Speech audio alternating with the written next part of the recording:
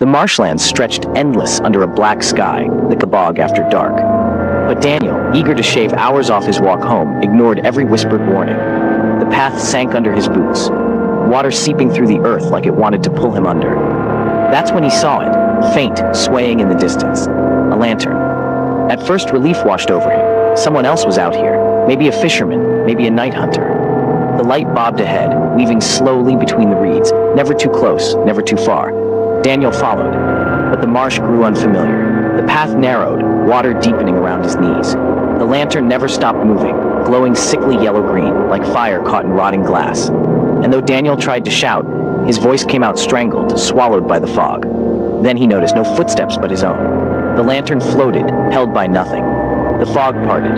The lantern man stood there. His body was stretched too long, limbs thin as reeds, skin slick and gray like something drowned. Empty sockets oozed black water, and from the hole of his gaping mouth, a swarm of pale moths burst out, scattering into the dark. In his bony fingers he gripped the lantern, flame inside licking hungrily at the glass.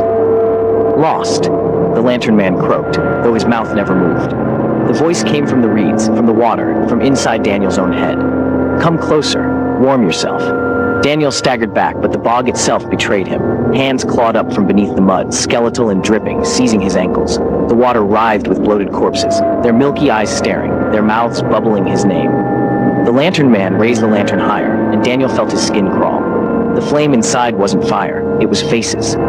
Dozens, screaming in silent agony, mouths open wide, eyes wide with eternal terror. Each one flickered like a candle's wick before vanishing into smoke. Daniel thrashed, but the corpses pulled harder, dragging him waist deep into the sucking mire.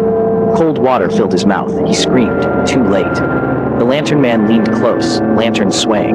Daniel's reflection stared back from the glass, mouth open in horror, face already warping into the flame.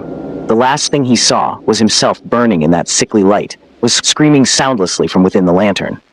When dawn came, travelers found the bog quiet. Only a single lantern sat half buried in the reeds, its dim light flickering faintly.